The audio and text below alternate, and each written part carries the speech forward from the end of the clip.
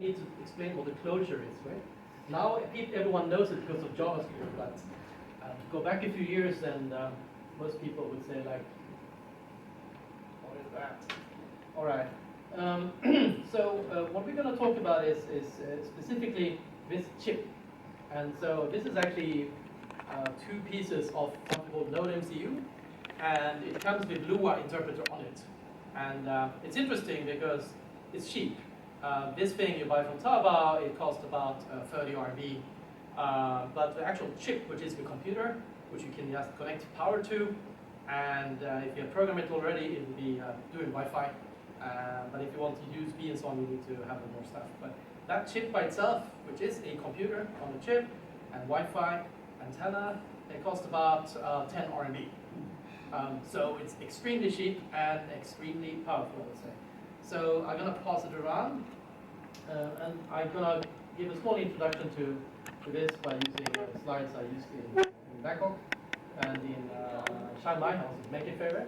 I'm going to pass it around. Here's another one which is from actually made in Asia, the other Asia, which is not China, and it's a cooperation project between people in Singapore, Malaysia, and in Bangkok, in Thailand. So it doesn't have a serial port, but has TTL and different small display on it, and has a different form factor. So, I like to say that this one is a dual core because it's two pieces and it's still connected. You have to power them individually. I used to have a quad core, but then I sold two pieces. And, yeah, that's how it is. So is there a way to stop the projector from wiggling? That's fun. Walking, I think we're fine. So I feel like I'm about to have a seizure. Just close your eyes. I think Jonas is also using his own software for the slides, and there it may have a very bad colors. So. But the whole thing. It's like someone's jackhammering a building away. Yeah. I think it's just. It's the fan. Is it shaking? That's the way it is. It's still shaking. Maybe even I think more it's now the you're fan, holding it. All right. Put a damper on it. To make the list, make it more readable, I put the black text on white slides this time. All right. So it's a single chip computer. It comes with about 90 or 100 kilobyte of RAM, but about 80 is available for the user program. And after you load a lot of libraries and stuff, which you have for printf and libc and whatever, is that a touch screen? 40 kilobytes of RAM available in the program on the heap. Then the stack also takes some place. So, but this chip and the one I'm passing around has 4 megabyte of flash, but the common size is 512 to 4 megabytes, and you can use about 1 megabyte, I think, or 512 kilobyte program memory in C and constants, and the rest you can use as a file system. And some Lua comes with a SPIF file system, which is a very simple file system implementation, and it's really cheap. And it's being used for all new things IoT. A lot of startups are based on using this chip, and it really enabled Wi-Fi on the chip, I would say, on the chip or the chip. Yes. So when I got it, I said like, oh, it has Lua. I can connect to it through a serial port, and I can type a function. A little bit irritating to type something which looks like C with curly braces over several lines, and because you can't actually edit things too much, you can type a character, delete it, so you end up copying, pasting, or re-uploading files through the serial port, and that's really irritating. It's very easy to get started, and you can call functions, you can call print, and you can say print 3+4 or whatever. But you have more than one page of code, and you do abstractions, suddenly you run out of memory very fast. So a function which doesn't do anything takes out of 600 bytes of RAM. That's a function saying hello world. 600 bytes of RAM. So you can't have many functions in Lua, and that's kind of really tough when you only have 20 kilobytes available. So it's like, oh, well, cool to get started, but when you start actually using it, it really doesn't work. So I said, oh, why don't we do Lisp? And by the way, I want a Lisp machine, so let's build one maybe. All right, so Lisp is live. Whatever things you do on it is very live, and JavaScript is the closest environment we have to this now. Even Python is not really live when people are using it. And one of the reasons is that it's file-based.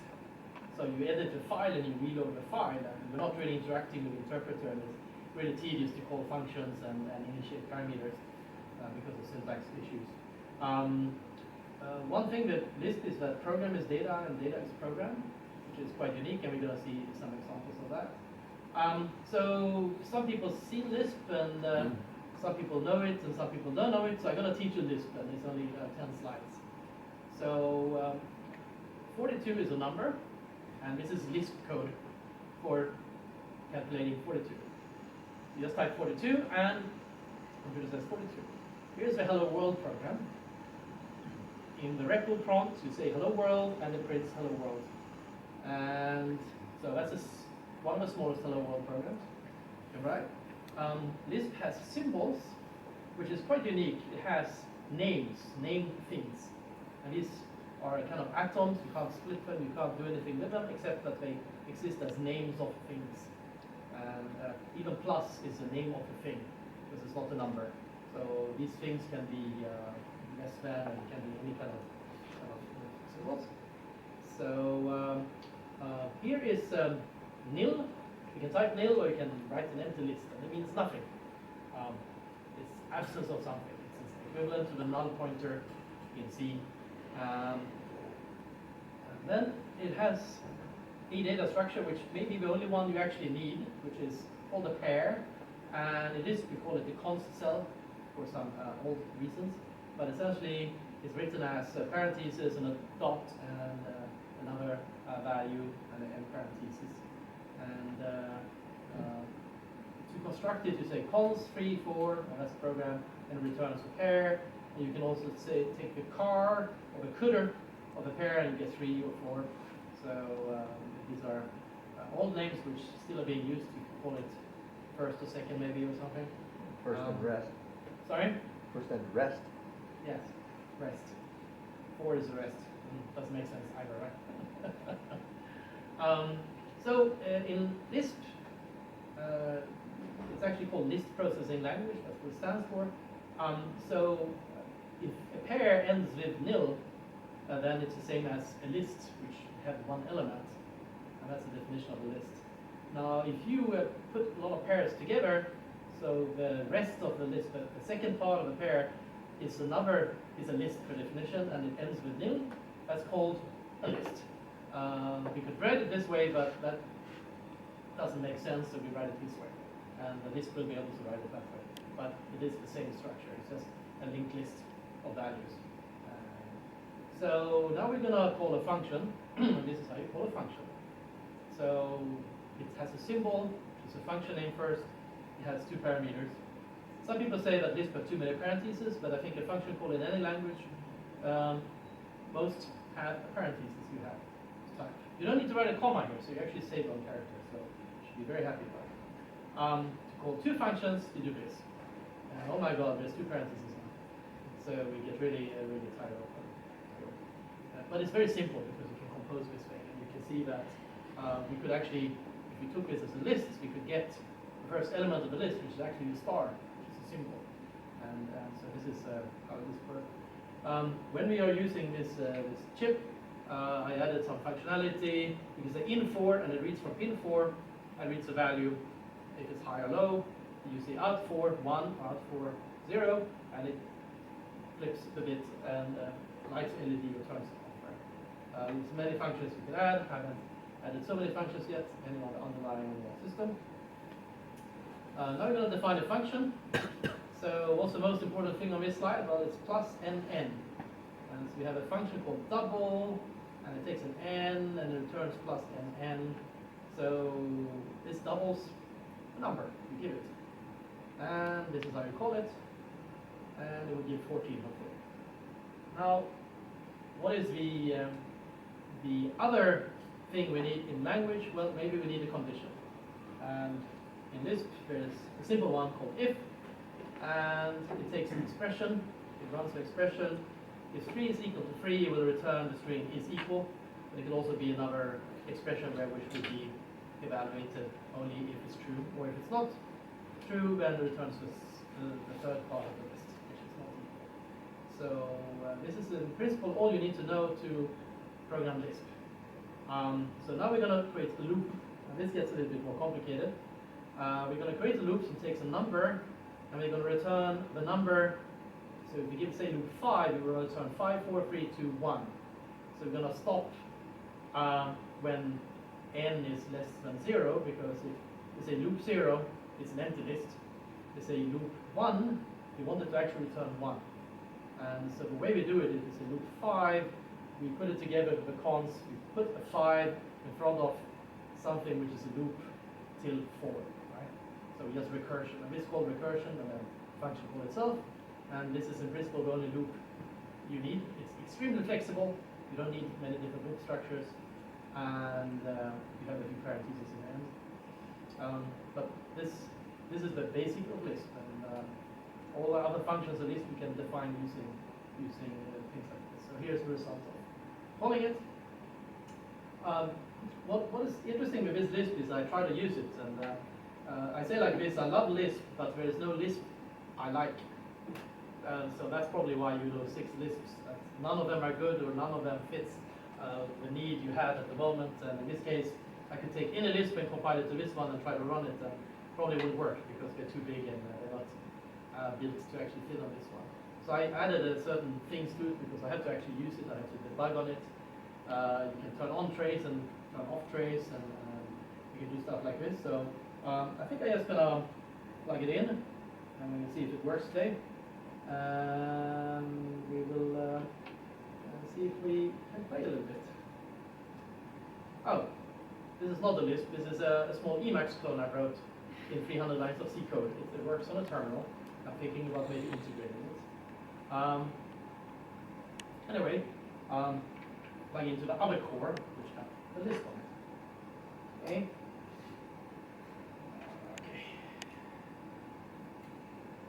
So there we have a Lisp. And just to see that it's saying today. Can you see this? No, unfortunately. It's cut off on. We have glasses. Makes the on. window a bit smaller. That's fine. Yes. Yeah, just change your window size. It says ISP instead of Lisp.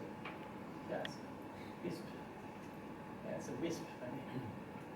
So can everyone see that? Better turn. We can't see the 7. We can't see this happening. Yeah, it's just that it's The window's cut off. It's cut off on the screen. All right. So then Windows, right? Yeah. Ah, yay! Microsoft, Now so we it's all can good. see it. We blame That's fine. Microsoft, okay? So is there anything more we could do? What can we do in this? Well, we could call double, which we just defined, and oh, doesn't You haven't exist. defined it yet. Right. So how do we define double? Double n plus n. And this list doesn't recognize new lines and parentheses, so you don't need to write the parentheses in the end. This one, which is practical. Nice. I have a load command which actually loads from a file, and that one cares about new lines. But now we call double, and it's 14 this time. So maybe it works. What is double of this? Bigger number. Bigger number. Or a Actually, it's small not. number. So, Okay, so you use ints. so here's an interesting thing with Lisp is that most and very early on Lisps actually had a big number support. And I was interviewing at Google, and I got the question like, okay, we wanted to write a program where we have a very large number stored as a string, and we wanted to multiply it by a number 1 to 9 and print out the result. And then we wanted to calculate the result and print it out. Can you write the code for this? So I wrote the parentheses, and I wrote big number times n, which could be 7 or 3. And he looked at the board, he looked at me and said like, what language is that? It's a Lisp. Can Lisp do this? Yes, they have infinite precision. Okay. Let's say that you use C. You know C. So I wrote it in C. But this is an extremely powerful feature in many of those languages. Now, I don't think it's a big need for big nums on this one, but hey, it's just functions you can add to it, right? So now we're gonna have. So how big are the numbers on this? Are they? Well, I'm gonna come to that. Oh, okay. Optimize them to be not so big. So now I turn on trace. We call double with 7, and have a look at that. So it calls a function called double 7, and it has an environment which contains a Fibonacci number, and it does plus and n is 7, and Fibonacci is 0, and plus and n returns 14, and then the double 7 actually returns 14, right? So as you see, it does some calculations, right? Plus 3, 4, also plus 3, 4 returns 7, right? Fibonacci, somebody knows what Fibonacci of 3 is? Yeah. 5. 2 depends on how you. 3. What's yours? Yeah. It depends on how you define it. If you define it to be 3, it's 3. Yeah, so you can do this, and It does things. there's a lot of function calls. Oh yeah, I guess so. Yeah. So we can do trace off, and then we do it. We can do it for a larger number, and it's like, oh, it took some time. Of How long course. time did it take? Well, let's see. We can time it. So when we increase it, we see that time increase, not exponentially, but it's almost double, or it's like 70% more, because there's 70% more function calls happening each time you increase the number by 1, because it has to call the same function, the same value. What's the constant time returns? Sorry? It's 30 dot something. What's on the left and right? Good question. Yeah, what do they mean? That's all I'm saying. Answer, I guess. So, Oh yeah, I guess. so we can do this one, which takes longer time, and then we see that. Okay, yeah. So it's actually It's the time milliseconds dot and- with the value. Yeah, So, And the value. Okay. yes. So this is a function I added in order to improve my list, so I can time things and measure it. Which is cool. So when you added traces, why did it show Fibo and not double? Sorry? You didn't call double. Or why did so? When you had trace on, Yeah. you had the environment was showing. Yes. What was showing? Well, that's a No, but little when thing. you were running Even double. when you do Yeah. double, it still says fit. Wow. Oh, great. Yeah. So that happens when you run out of memory. And so it reboots. What happened? Yes. Yes. It's false reboot on this page. It's very weird. So when you called double, it showed Fibo or whatever. Yeah. In the environment, yeah. It's, But so why was Fibo in the environment, but not say double in the environment or any of your other globals? I just trying to understand what Ah. it's doing. yes. I put a limit on the environment, so it only prints some of them. So if the environment contains a nil element, then it stops printing at that point of time, and then it prints the environment. And Fibonacci is defined after. But why double wasn't printed? That's a good question. We might look into that. Right. Okay, sorry. Find a bug, please. It's on GitHub. So please find a bug. It's on YesGo ESP LISP, and you can find a bug here. So please do that, and I'll fix it. But yes. So as you see here, we have a help command, and so there's a number of functions. So I just listed the functions here we have available. And here's some commands. So we have help, trace on, trace off, GC on, GC off. So if you turn on GC, as in tracing, so if you do Fibonacci 10, we will actually see that GC was called more or less exactly once. And 20 is actually called a number of times, right? So it keeps track of memory usage. You can check the memory usage of a function by just saying mem in front of the function you want to call, and then it will show you how much that expression took. Okay. So if you do plus 3, 4, it actually used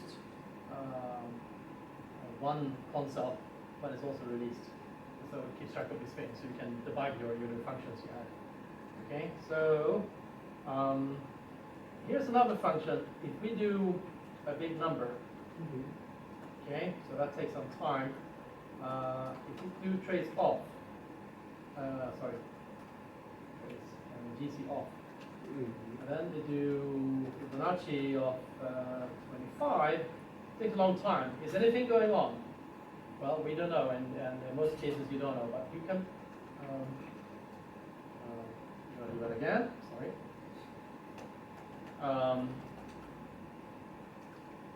You can press Ctrl T while you're running it, and it shows the load, and it shows if it's doing anything, and the number of Fibonacci calls which are on the stack.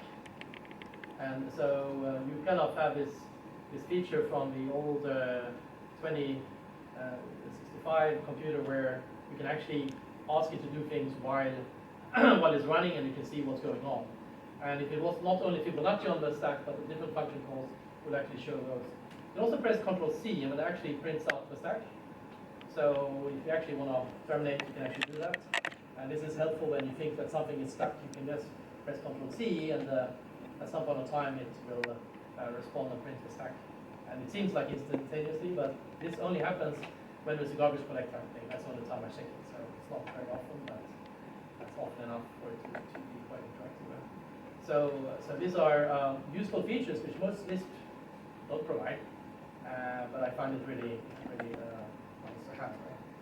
So anything else? Yeah. So to construct a list, we can say list, and we can test if something. We have such a function. No, we have a console function. We can test if something is a console. And 3 is not a console, so it's nil. And you have an integer function. That's true. It's an integer. The symbol is option, and so on. So these are the simple functions you need, which fills in your missing knowledge. Now, let's go back and finish this one. So Lua is compiled to some kind of bytecode, but I'm interpreting, and I'm about 50% of the performance of Lua by an interpreter, and that's kind of interesting because usually you think that the bytecode would be much faster, but in the Lua's case it's not, and I think they haven't written a very efficient one. Maybe my Lisp is rather efficient. One thing, because I do a scheme style Lisp, tail recursion is important. I'm going to touch on that later. So tail recursion means a function calling itself, and you don't want that to blow up the stack. And this is how you can do an infinite loop, is by just calling yourself. And as long as you're not waiting for that value, then you can do it infinitely without the stack calling the function calls. And C, you did used to be able to do this. I think GCC now optimizes tail recursion. And even neutral tail recursions in some cases, which is quite interesting. And it's probably because some of these people were involved in using GCC, right? So, now over to the new presentation, which is using Microsoft software. What did they do? Hire you or something? All right. Well, online presentation software is really not good, and many think that you should pay $5 a month just to create the presentation. So, didn't want to do that. All right. So,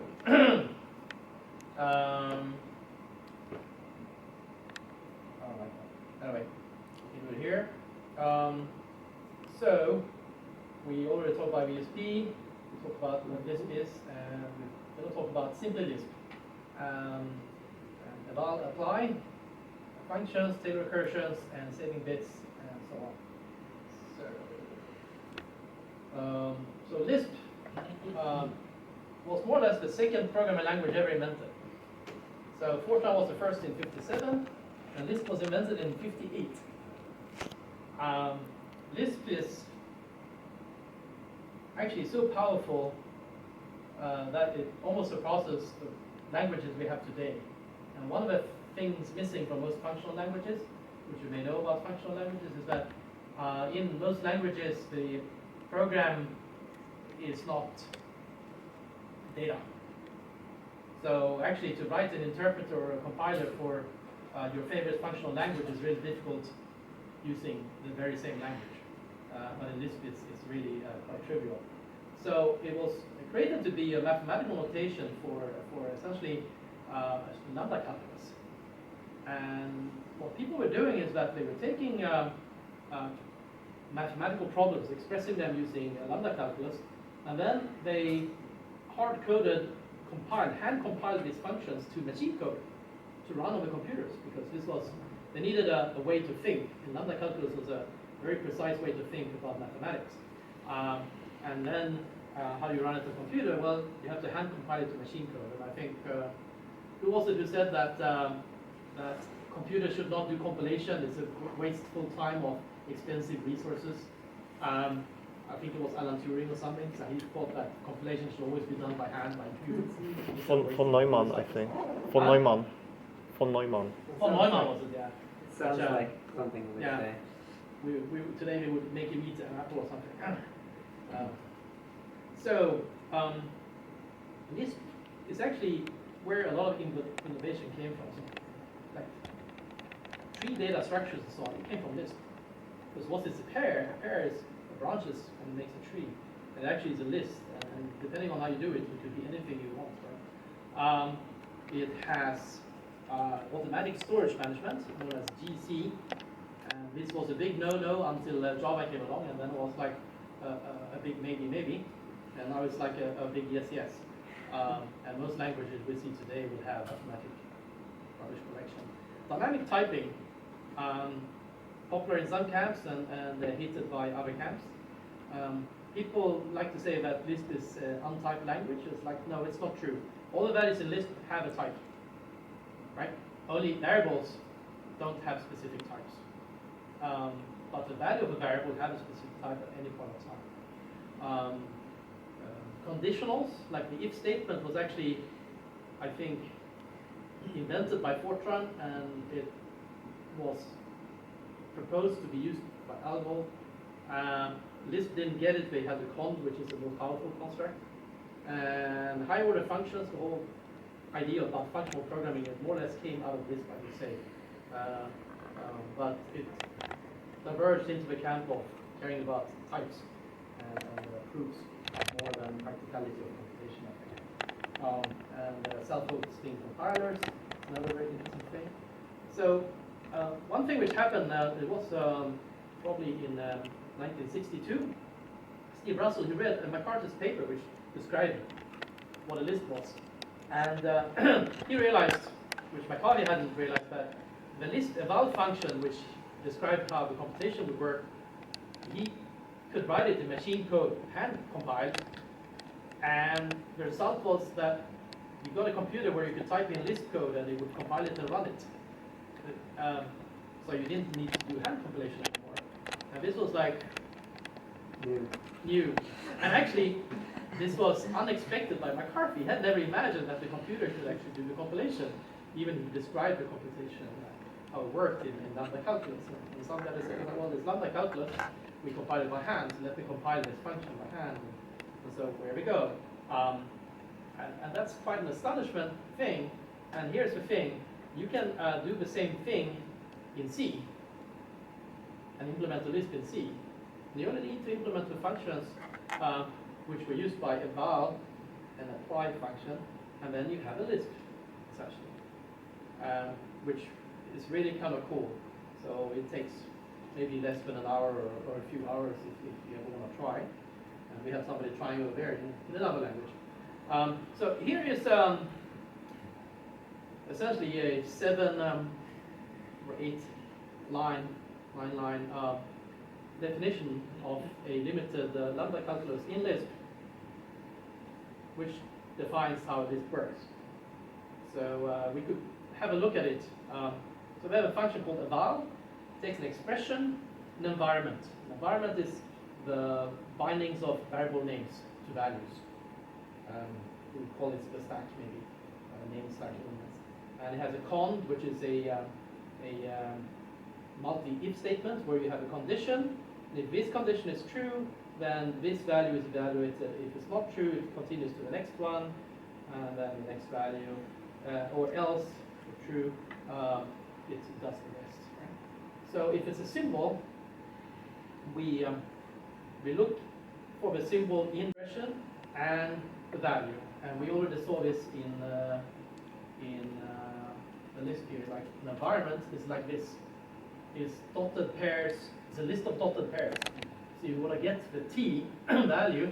You look for the list till the first element of the cell is t, and then you get the cell, and then you return the cadre, which is the car of the cadre, which means the rest and the first element of that, right?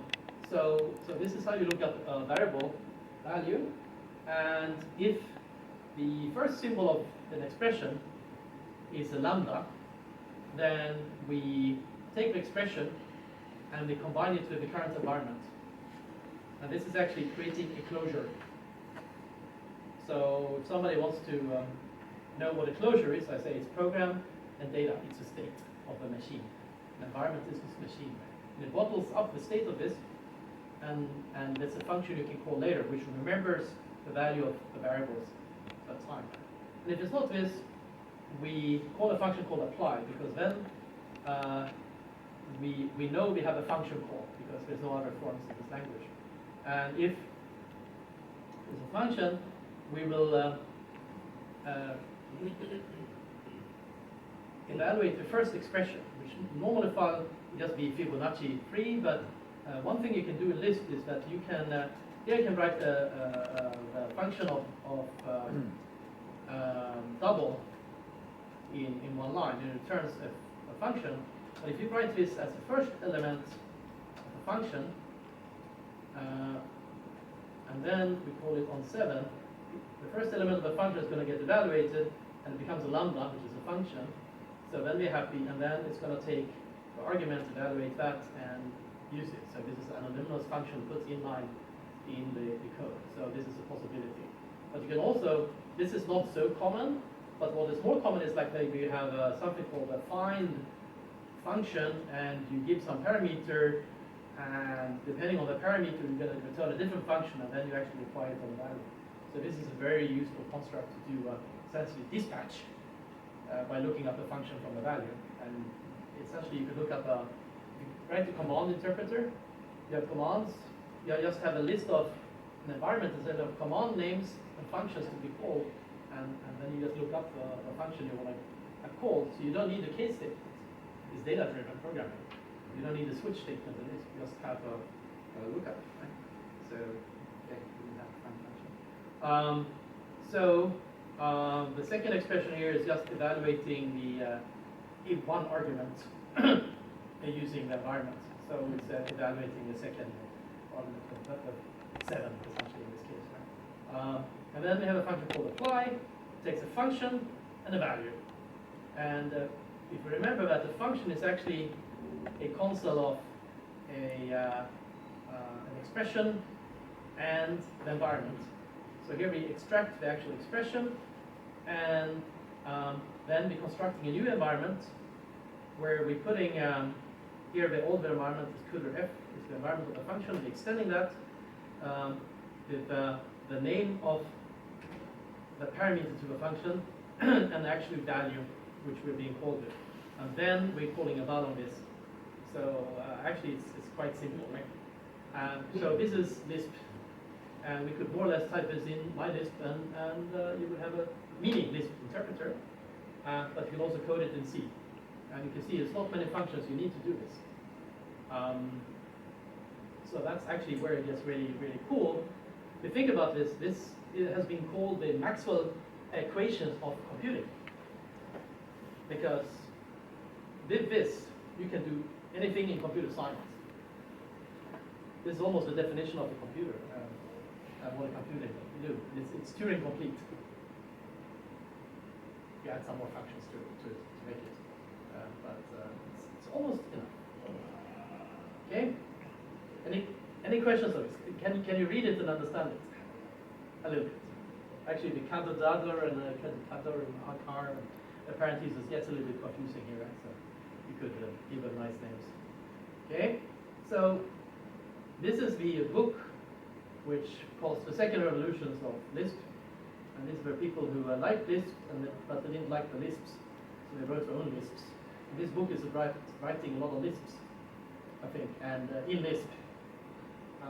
And these guys defined and invented, I guess, scheme in this book. Did scheme come from this book? I think it did. No. Steele and Sussman did scheme. Steele went on to do things like Java. But I guess it maybe didn't get so popular. But what's the order of scheme and the structure and interpretation? Which one came first? Scheme came first. I think it did. Yeah. Oh yeah. Scheme was actually a attempt of doing object-oriented programming. Yeah. Believe it or not. So, Well, it's the kind of a side effect you get, which is it's quite impressive actually. Because a closure is a list of variable bindings, and what else is an object? Except that and some variable bindings. And some of those variable bindings could be functions, and so that's methods. So that's about it. But this book is actually available online for free. You can buy it from Amazon at $40, or you can actually download it for free from MIT for $0. And it's a really cool book. And I used to teach this course, which was the original course for taught at MIT, but I taught it to electrical engineering students in second year in Sweden. And after this course, they knew more about computer science than the computer science students after the first computer science course. Because we had many years to learn it, so we learned it very slowly. But they learned everything about complexity theory and everything. So it was really, really cool book. In the end of that course, which was during half a year, they had to write a project. And some people wrote the electrical circuit simulator with delays and stuff. One digital or even one analog. And they simulated electric circuits. We actually used it in another project. Some other guys wrote a SQL database with relations and tables and join. And then I told them about SQL, and I told them about optimization. So the next day they wrote a written optimizer for SQL with LISP, because I explained to them how you would do cost-based modeling of this. And they went ahead and made it because they are mathematicians, engineering students, right? So I really recommend that book. I think I liked it. I don't know if I would like it today. Anyone read it? Huh? Get the book. Get the book. Yes. Anyway, so let's get back to something like recursions. So here's a very simple recursive program, but it has one strange thing, and that is we don't recurse on ourselves.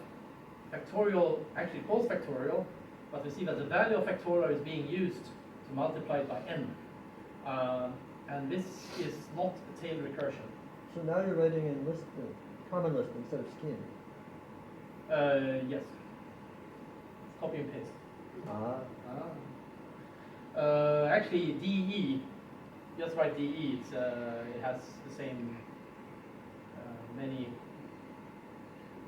schemes have a DE function which have the same syntax as defun. So, anyway. But we can see that this one calculates factorial, and we can say that if we use a really big number, it will blow up the stack. So there's an alternative way of writing it, which is using iteration. So we define a iter function. I think we're missing a part here. But the factorial function n would actually call faciter with the n and 1. And it's called with an accumulator, and it's essentially calls itself until we get down to 0, and then it returns the accumulator. But it calls itself with n minus 1, and it multiplies here and passes it into the iteration function. So this is basic computer science, iteration, rewriting a recursive function to iteration, much more efficient in most systems, and will not blow up the stack. Now the question is, if you use eval and apply the functions as we defined, as we saw in the 7-line definition, it will still blow up the stack, because unless your eval and apply are tail recursive, which they may or may not be. So the question is, how do we make that happen? Well, so how do you avoid adding a tail recursion optimization to the interpreter? Usually it's done by having a virtual machine. So you compile your code to machine code instructions or virtual machine instructions, and you replace function invocation with some funny stuff which rebinds a parameter list and throws away or some clever hacks. An alternative way is to have an interpreter which works by continuation. So instead of a function calling another function, it returns to the interpreter of a function to be called. So a function will never call another function in tail scenario. It just returns whatever to be done. And the interpreter says like, oh, give me something to do. It's like, oh, it's not a value, it's something to be done. So I do the to be done until I get nothing more, right? So the if, again, cont, and case, essentially all the constructions which are structural control, which also could be tail recursive elements, are the ones we would need to change. And we make it return a combination instead. So I have an example of that here. Here's a way to implement a primitive called if in a Lisp. We're passing an environment, an expression, and then part, and an else part. And we eval the expression using the environment. And if it's true, we return the evaluation of the then branch, and otherwise we return the evaluation of the else branch. Now, if we're doing it with the tail recursion state where we return something, we actually return something called an immediate in my case, which returns essentially closure, because that's what it is. It's the expression to be evaluated and the environment. And then branch or else branch. We still call the value here. So it's not tail recursive of the expression, because the if statement waits for it. You could make something which does this throughout the system, but that gets a little bit more nasty. So this is a very simple way of doing it, to get something which is tail recursive in a simple interpreter. So it's a small change compared to other things. And then you have to modify your apply function. Here is a kind of simplified version of apply. It takes a function and arguments. It gets a body from the function. It gets the formal argument, which is the name. So in the double function it's the n. It gets a list of the names of the parameters. And then it binds the list of the formal arguments with the actual arguments. So n becomes bound to 7, and we extend the current environment. And then we are doing eval on that and on the body with that environment, and then return the value. But for this tail recursion, we just loop as long as it's an immediate. We continue evaluating it till we don't get an immediate, and that's a very simple thing which will save a lot of stack space and makes it quite efficient. All right. So if is immediate or the thing that makes immediate is exposed to your list, like is bound to some name on your list, Yeah. you can make this. You can use this for lazy evaluation, yeah? Yes. Essentially, lazy evaluation is just an expression which doesn't take a parameter which will return a new value each time you call it, or next time you call it. Depending on you. So you could make a con z, which is a lazy cons, which takes two expressions, and it does evaluate the first expression, but the second expression, it captures the environment and captures the thing. That's cool. Yeah, That's very cool. So I think that's done in the CP book quite a lot. You do experiments with adding the lazy strings to it, which is quite cool. But somehow in their book you have a force function. Yeah, so and you this have a delay function. yeah, so that's the thing. Yes, So awesome. using force and delay it's straightforward with like a regular scheme or whatever. Mm. But if you have this kind of structure where you're like, I want to make continuations to do tail recursion, if you just expose that, then you can do lazy evaluation with it too, and that's something I hadn't thought about before. And Yeah. that's cool. Yeah, it's really, really cool in that sense, right? Because it's just a bottle-up thing to do later. But you have to be very careful, because there's cases where you might be calling the eval function and you're not looking at return value to see if it's immediate, because if it's an immediate, you need to loop, and you might forget to do the looping if you're calling eval in your implementation of another function, right? So I had to add a function called reduce immediate, which will do the looping, and I call it from other places. Oh, okay. Yeah. So you have to be careful about which eval you use. Maybe you have a eval for people who don't know what they're doing, and then an internal eval which you only call if you know what the hell you're doing, Yeah. and things like this, right? And I have to do some similar things for the garbage collection, because in some cases it's safe to garbage collect in my case, and not, because I need to know, enumerate the elements on the stack and so on. So you can't do it at any point in time. Okay, so that's cool. So how many people have written a tail recursive function? All right, let's go home and do it today. So now we're going to talk about saving bits, bytes, and mallocs. So here's the point. This thing has 40 kilobytes when I start it up, but you start a process and you allocate a stack, and then you have 30 kilobytes, and then you have the more strings you have in your program. For some reason that takes RAM too, because you might modify them. So it copies them to RAM when you start up, so that's also a little bit irritating. So I was looking at, well, my first variant of this list was actually about 400 times slower than Lua.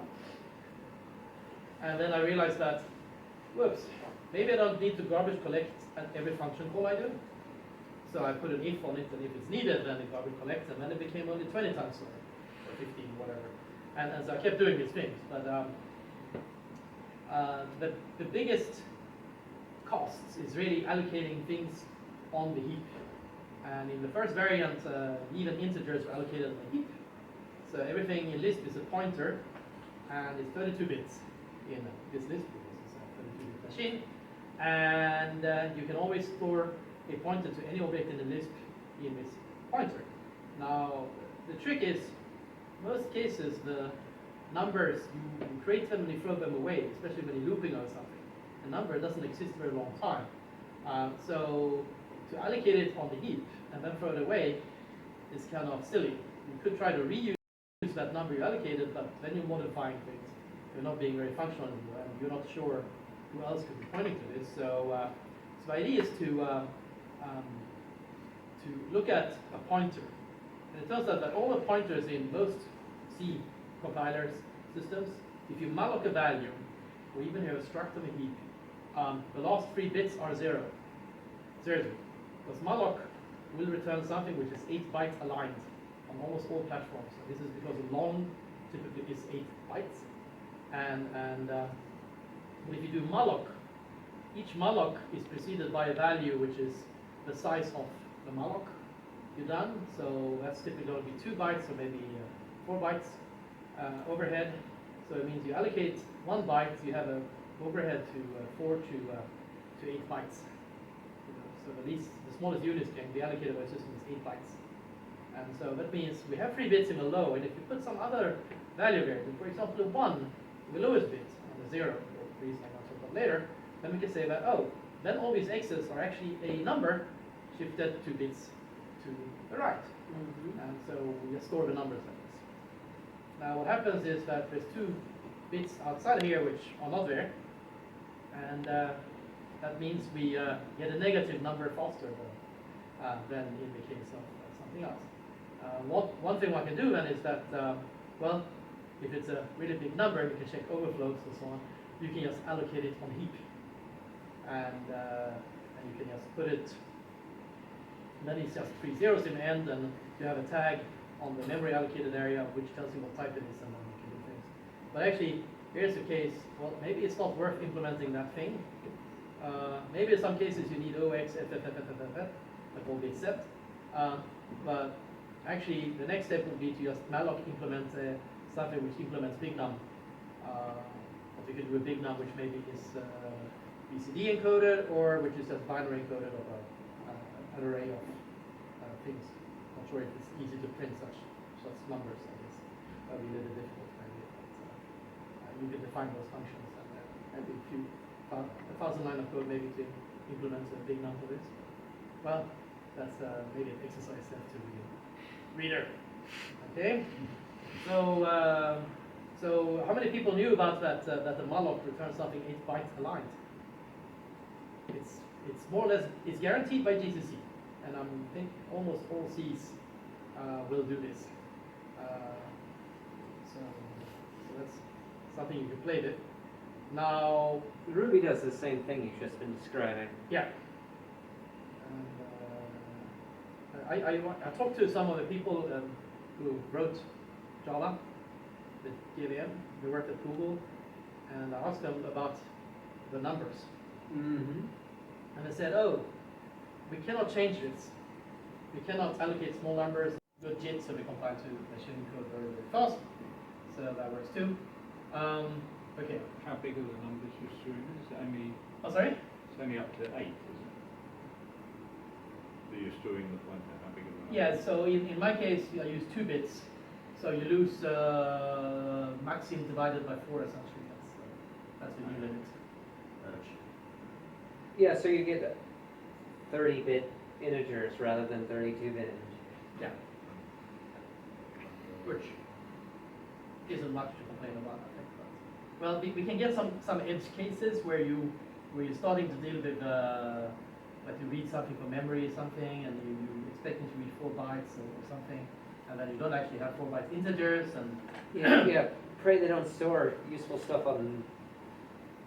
Well, it doesn't have that much memory anyway, so it does. Exactly. So just hope that they don't start from FFFFF, rather they start at 0. right. Well, it can be tricky if you're starting to read values from the IO ports and stuff like that, if it's memory mapped. Yeah, But I guess it's so not. you could get nonsense pretty. Yeah. However, you can just provide primitives which provide the right level of abstraction, and actually in most cases maybe it makes more sense to return an array, which I don't have yet, but to return an array of integers, or just a list of 4 integers, so it'd be kind of equivalent, right? So there's various options. It's all trade-offs, right? So here's another thing, a LISP program. So once I started storing LISP programs on this one, you type them in, it takes space too. So what is it that takes space? Well, const is the dotted pairs and the symbols, which are the arguments or the function names. So in most cases, symbols are strings and it has to be allocated on the heap. And I find out that it's about, just for maybe 100 symbols, it's about 1.5 kilobytes of data to store these strings. So don't store symbols as strings. Right. Well, if you don't have a name of a function, which is what happens in C when you compile it and optimize away that shit, then you actually can't type in the name of the function called. So in this, we still need to have a name. So we need to store the name somewhere. We could make our own heap or our own strata where you allocate chunks and you just pack them together and give pointers to this one. I tried that, and actually, so then you would be saving anything from 1 to 7 bytes per string allocation. Turns out that you allocate a strata of 1024 or 512, where you make it 200. It turns out that you're not doing so much saving in that case. You have 10% overhead, but the chunks you allocate for the string heap, each such chunk is by itself have an overhead because it wastes 50% of, up to 50 or 100% of such a chunk. And that's equivalent to almost to the size of it. So it's like, oh, shit, what can we do about it? Well, A, B, C, D, F, most function names in a small list are maybe 6 characters.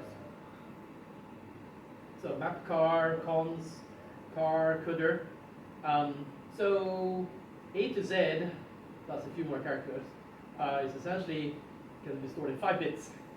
So 6 characters times 5 bits is 30 bits. So we have 2 bits left to say that something is a symbol. So let's store, if it's a 1-1 in the end, let's store the name of a string, in this case more or less, in line. So here we store A, B, C, D, E, F. We see that A is 1 and B is 0, 1, so 2 and 3 and 4 and 5 and 6. So yeah, so this saved me 1.5 kilobytes. And also didn't need to allocate a console per atom I define, right? And also means that to actually print the name, you don't need to follow a pointer.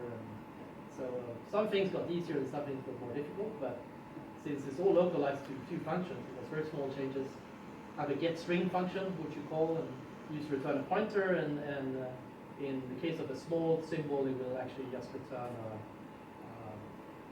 it will construct something, and we need to change the print functions to do some arbitrary things, but it's quite doable. So this variant of it I haven't seen, but this is actually quite common on the old computers which have word length not of 64 or 32. Strings were stored as 7-bit packed numbers, so EBCDIC number, which is probably 6 bits, and you had 1 bit extra in 35-bit computers or whatever it was, where it said that 36. Yeah, so you had 35 bits, so you had 5 times 7 bits, and you had 1 bit saying that the next word, which is 36 bits too, is a continuation of the previous string. So that's a very efficient way of storing small strings, right? And it's aligned and so on. So I use this, and actually I have also I have strings on the heap. So this is used for symbols. It's not used for strings. But I also have long symbols, and I have another issue which I care about, which I'm going to talk about later. So you have long symbols, but not long numbers. Yeah. Long symbols may be needed because of the legacy code, right? Long numbers, well, you will overflow anyway, so I can't worry. If you use big numbers, you probably are expecting to have 64-bit numbers, and so your code may not work anyway when you put it over to this. So, all right. So if you look at pointers, the lower bit, all zeros, it's heap allocated something, so the type is known by looking at the struct you're pointing to. And we always have a tag field, which says what type it is. We store integer inside a pointer, 0, 1. We don't care about the third bit. 0, 1, 0. I store cons elements, which is pairs. And a pair is that 2 values, 2 pointers, so it's 8 bytes. But if you allocate it on heap, it actually takes 16 bytes because you have storage overhead of that. So if I pre-allocate the cons from my own array, I only have 1 bit overhead, which is the garbage collection bit, which I need for counting. So that saved some memory. 110 is a primitive function type. So you need to represent, because you implement a lot of functions in C, and when you have a pointer to a function, it's not easy to know if it's a pointer to a function or if it's a console or whatever it may be. You could say that, oh, it points to flash memory, or it points to region, which is program space. You could say by the range, I know it's a function. That's one way of doing it, but that's a little bit difficult to know depending on the platform. So I just add 3 bits in something which is a special struct containing a name of a function and the actual C function pointer. And then we have 1, 1 in the end, which is differently encoded symbols. Now, a C function pointer, I aligned it on 16 bytes, and there's ways you can do this in C. You can make a line prefix to the function, and so we aligned on 16 bytes boundary in ROM, and so this leaves me 4 bits in the function pointer, which I use to indicate the number of arguments. And why would I do such a thing? Well, per function I have, if I would store it in this structure up here, I would need another 8 bytes because of the boundary alignment. So it was actually worth doing it in this case. It means that whenever I call a pointer, I need to mask out the lower bits first. But I need to do that anyway to extract the number of parameters I'm going to evaluate to call the function. So that's a few ways to do it. Now, some people say, you can't be serious, why are you doing all this shit? Well, it's fun to do shit, and it's even more fun to save memory. Now, the conclusion of it is that I saved 7 kilobytes, which means instead of 15 kilobyte free memory, I actually have 22 kilobytes. That means I have 50% more memory, right? In this case, it matters. The ESP8266 is going to come out in a ESP32, which is going to have 2 cores, 2 actual cores, and it's going to have more memory. So maybe for user program, it'd be 80 or 90 kilobytes available. And will it still matter as much? Well, not as much, but it will matter, right? Now, there's other things one can save even more on. But yeah, here's just a summary of all the optimizations I've done. So when I started throwing away the integers and storing them inside the pointer, it increased the speed of a small function which just loops number of numbers, a dummy function which essentially loops. It improved the speed for 30%. There's no allocations, even if I reuse the memory, because the management of reusing takes time, right?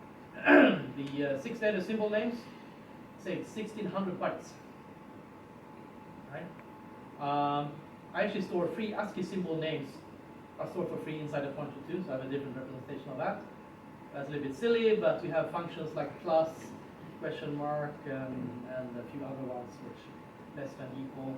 So I thought it was worth doing it in that case. Global bindings, I don't store them in the environment because to look it up, you have to actually loop through the environment list. So I actually store that in a hashed symbol table. And this symbol table that increased the speed by 15% compared to looking up functions each time they have been called. And it saved 150 cons, so it's 1 kilobyte. And the more functions you have in your system, it's gonna save 16 to 30 bytes for each thing you do here, right? But if it's a hash table instead of a list, it's not going to degrade performance the more things you have in the system, so it's getting better. So I saved 600 bytes of the primitive functions in the globals by some clever bits in the low pointers. Another scheme I have dreamt up is that a symbol name in Lisp, it needs to be always the same. And usually symbol identities are allocated on this in RAM. But let's say that you will store a symbol in. Oh, okay. That's great. You store functions, serialized Lisp essentially, or sex, data structure of Lisp. You store it and not load it yet. You don't want to have RAM overhead for names which you're not using. And when you're using them, you don't want to actually pay an extreme cost. For the symbols which are stored inside a pointer, it's trivial because it doesn't point anywhere. For longer names, I will store a hashed pointer, which is a hash of the actual symbol, will be followed by the actual string of a symbol for verification. And each symbol, when it's being loaded in the system, will actually create an entry in the global hash table. And if I would ever get a duplicate, I will set the bit saying you're screwed, and I print error message. So I did a test. If you have 28 bits, or it's 29 bits, and you hash all English words to this, which is about 100,000, okay, 99,000 words or whatever, of a subset of English. Sure, it's a normal dictionary. Then how many collisions do you think you have? That is a hash of these 99,000 words onto 29 bits, where 2 words will have the same hash. Probably 0. It's about 100. It's 0.1% collisions for the English dictionary of 99,000 words. That's interesting. So that's a little bit high risk.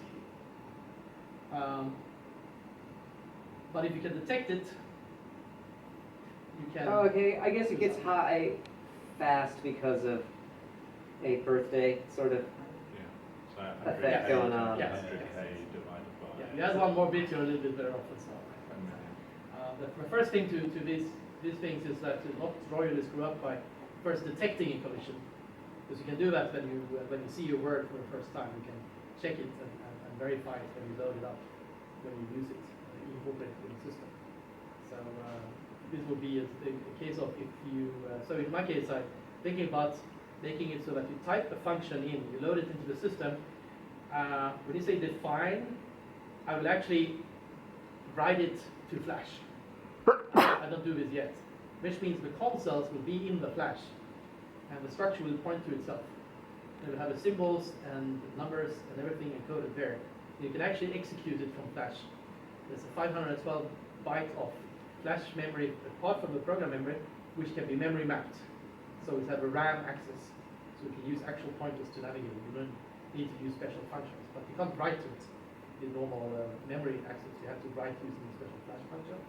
But Okay. by this serialization, the 512K extra storage space for functions, which will have the same speed as normal RAM, because it's RAM cached, is actually quite a good extension. Right? You only need to activate it when you want to use them. So you kind of have a serialized storage where you write functions to it and they can be loaded. And when you start up the system, for example, or you can load it by package names or something like this. That would mean that when you define the functions, it's only going to be, independently of how big the function is, it's going to only be maybe 16 or 32 bytes overhead per function you define in RAM, which is maybe affordable. So you have strings but not symbols. Oh, sorry? You have strings but not symbols. No, I have strings and symbols. Yeah. I Yeah. didn't see symbols. Oh, well, actually the ABCD is all symbols. And then I have strings also. But strings are always allocated on the heap. I don't optimize for that particularly. But they will be storeable inside the flash without any modifications. So that's a good part. Okay. Are your strings mutable? No. And I actually found out that Scheme have only mutable strings, it seems. I think that's right. And that pissed me off. Weird scheme's weird in some way. Yeah, and Scheme have a lot of function names which I really don't like. They're long and they have dashes in them, and they're not 6 characters long. So, fuck Scheme.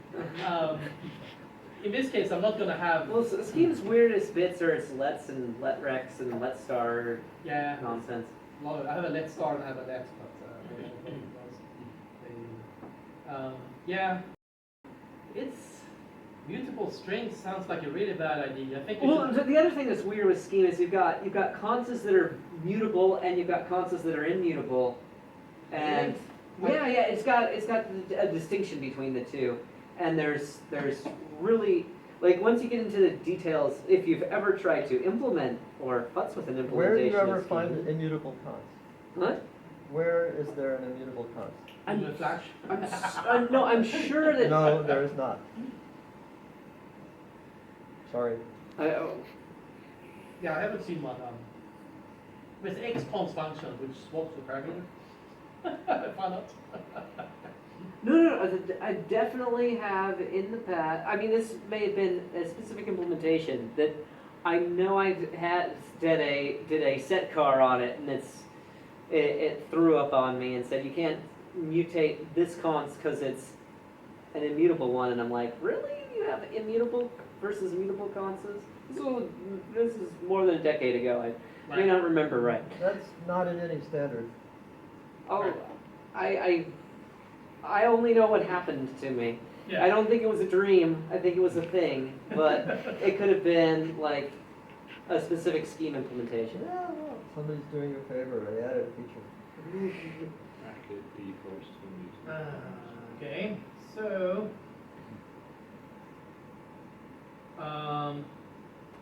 we've seen using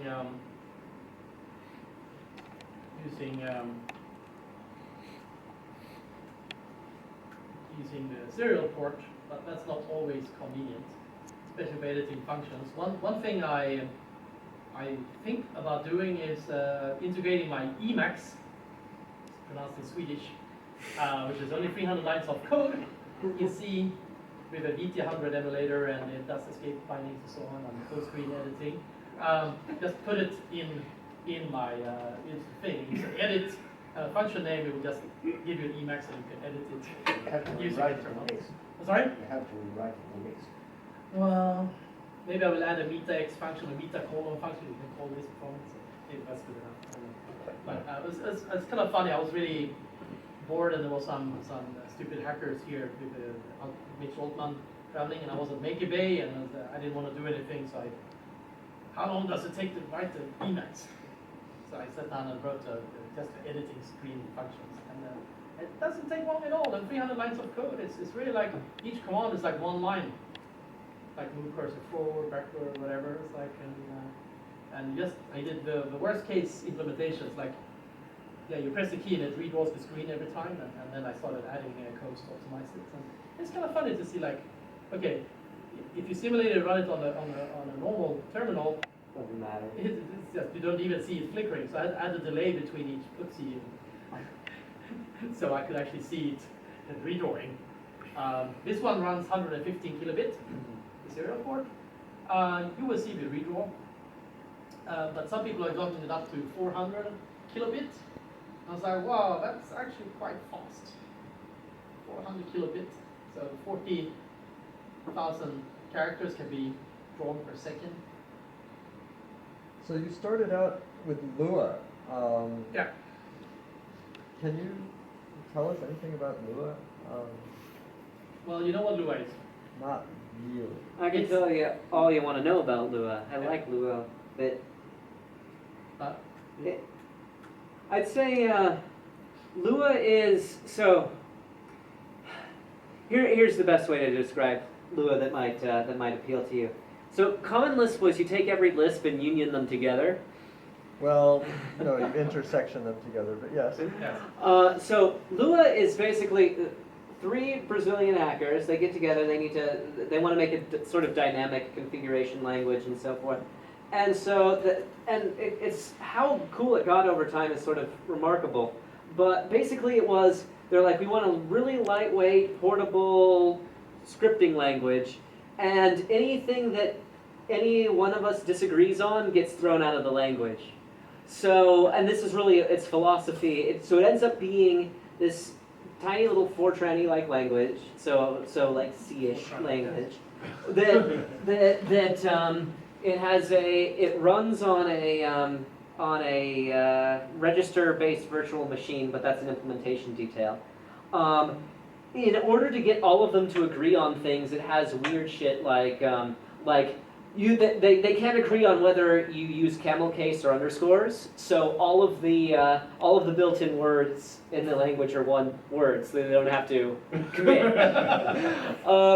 They can't decide on whether semicolons or not. So they or whether to have it white space sensitive or semicolons or what have you. So they make the syntax just magically special enough so that you can write code that looks really normal, and the fact that you don't have semicolons doesn't create any ambiguity, so it's white space insensitive at the same time.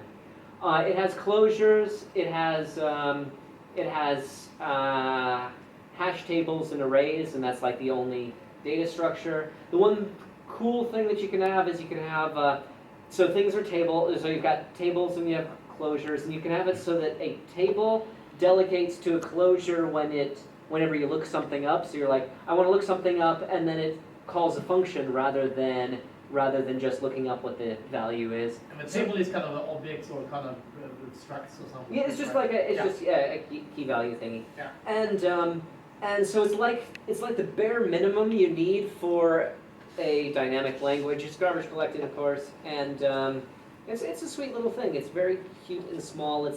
It's like a Lisp but without the syntax. So it has without curly the braces braces. instead. It doesn't have curly braces. I thought it had. Function. Oh, end. I thought it you did. say function end. I thought it was a do end Yes. kind of. Yeah, it's really irritating to write the end thing. It's got a few irritations. To have a local variable, you type local. You say local space variable name. So that's a little gross, but mostly it's pretty awesome. So this is got half the speed, but a bit more memory, Yeah, and it's Lisp instead. and it's nicer. Yeah. and it's smaller, less to type, right, to do things, right? And I think it's a more flexible language. Of course, Lua is cool. There's a MicroPython I haven't tried. I tried to compile it, but Lua doesn't have macros, so you know it misses out. yeah. Actually, I skip macros here also. I'm using something else than macros. I'm using something called n lambdas. Oh, okay, those are cool too. You know those? Do you have continuation? Yes, confirmations I have. But n lambdas is that, so my function dispatcher, if is a function, it's not a special form in my Lisp, and so is progn and all these other constructs. They are functions which don't evaluate the arguments. Right. And you have to evaluate them yourself, and you have an environment, so there's no ambiguity, which is the macro problem. Well, I always liked it doing it that way and leaving I leave evaluation as an implementation detail. Like when things run, just Right. that's for someone else to decide. You just need a semantics over Exactly, yeah. over. Yeah. And so the nice thing about n lambdas is they give you more sort of runtime knowledge of what in the world's supposed to go on here, whereas macros sometimes you get erasure problems. Where Have you're you like, I written a don't know web this server different. in it? Yes. So I thought I'd write an IDE for you guys. So there's a function called lists in the web server. This one just talks to this running. I haven't tried it on ESP yet, but I have a web server running on it. So this just loads up some Lisp code. It's about 15 lines of functions, which responds to the function calls, which I do some JSON here because I'm running it from a local file instead of a web server. So you say list. It lists all the functions you have defined in the system, which are user defined, which are not C functions. And you can just click on them, and then it will load them dynamically. And you can minimize, and you see that it's black if you have opened it once. And if you start editing it, it becomes pink, and it becomes green here, so you have some indication of this. I don't have a save function yet here, because I had some other fun to do in the afternoon today. That would be a kind of a relatively trivial addition, and then you can edit this and save it. And then, so what more you need? Well, you need an eval. So 7 is 7, and plus 3 and 4 is this. And of course, you could probably define double n to be n. And now we have a double function, which is essentially you just need to dispatch. Now it crashed or something. Maybe Stack Overflow. Anyway, so Scroll down. sorry, Maybe just scroll down. No, it puts It's it appends them on the top. I prepend it because you want to see the latest first. So maybe there's a better way to show it, but yeah, I think it crashed. Yes. I'm using set jump in some cases for error handling, and sometimes it gets confused. I think it ran out of something. It's fine. But yeah, this is spend just a few hours on this, and it's like this might be good enough to actually do things, right? Because you can say in 4 and you get the value from a pin. You say out for 1 and you turn on the LED, or you can add more functions to your system. And imagine that this wrote it to Flash. The next time you reboot this one, your function is still there, and you can call it. and so that's actually quite nice. It's almost as a system with a file system, right? And what I had to add in order to do this, actually, I had to add there's no standard way apparently to, so if we say double here, there's no double. So I had to add a way to get the function definition from Scheme. And Scheme doesn't have a standard way of doing it because it's not a 2-cell Lisp. Yeah, well, that's the other thing about Scheme. Scheme's not a dynamic language, and intentionally so. Right. So it's only dynamic if you extend it. there's no reflection in like the scheme standard. Right. I like reflection, so I had to add that. So Yeah. I had a fun def function where I could, first I tried to extend car encoder, which would be enough, but I didn't want to have it take the runtime overhead for car encoder, so I thought it was better to do this. And then of course I had to implement a pretty print function which takes a expression and actually pretty prints it. So it's a little bit quirky at times, but yeah, I think it does a decent job. Off will get the string from the directory of the web call, and essentially we see that the function name here is /ide/pp. So this is actually the URL path given in the call from this one when I load. So this function is actually called when I click on IDEPP to actually print and get the definition of the function and return it, right? So I automatically just made this CB dispatch, which is called from the CD function, which we see here is the first element of the list is called CB dispatch takes a path, and it will actually return the function to be called depending on the path. So I just take a path and I look up that function. If there's no function, it's nil, and then you have an error. But this is a very simple way of doing a dispatcher. You don't need to register anything, you just have a function name which is /something something, and your extended or your web server quite simple. To dispatch on paths. So that was done in LISP. I didn't need to do anything extra advanced with it, right? Yeah, I added some things here because I don't want to have to return a string, but I made the print functions to have a way to capture the output. This one is a bit complicated. There's a join function. It's pretty funny. It takes a string which you will join the elements. It takes a list of strings and will join them by putting a certain string between them. And provide C or provide LISP. So I had a cat function. I had a split function already. Here's the env function, which is Taylor cursive. Returns the env element of the list. Maybe I could add it natively.